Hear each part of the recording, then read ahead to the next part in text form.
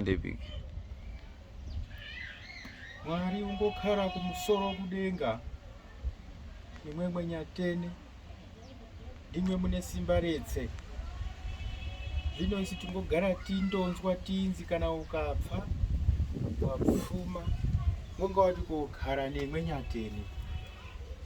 Zvino ine ndiri kubvira kundokumbira hangu badzi kuti mundichengete, utongondisiye nditongotenderera ndidzengerera ndiri panyika ino. Kuuyayo handinode banyatene, ndichiri kumbodazve pano. Zvino inene ndiri kuti mutichengete manheru ano kurara kwatati kuita uku tichengetei. Mubvura kuti vumbamira setumhiyo tiri pana mai vatwo.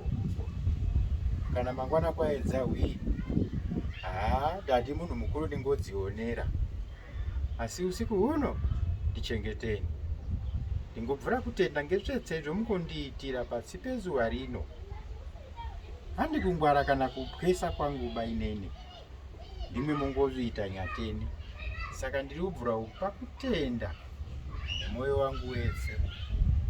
Bvirirai mberi nekundichengeta.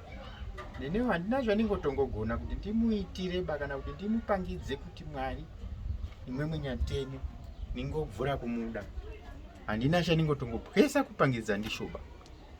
Asi kubvura kundoti imwemwo kana muivhura mwoyo wangu kana kubhetenura, mungoonawo mega zviri pamwoyo wangu kuti shuwa idi naMwari ningobvura kumuda.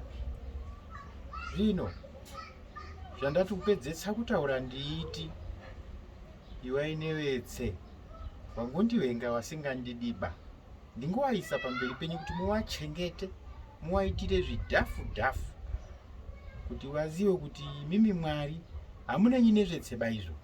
Mungondoda munhu kunyange aitadzira wina munhu. Ndingokutendai Mwari. Ndizvo ndine kutaura pamberi penyu manheru ano. Ndingokutendai Mwari. Musazondisiye ndiri ndegaba hwii ndapota. Amen.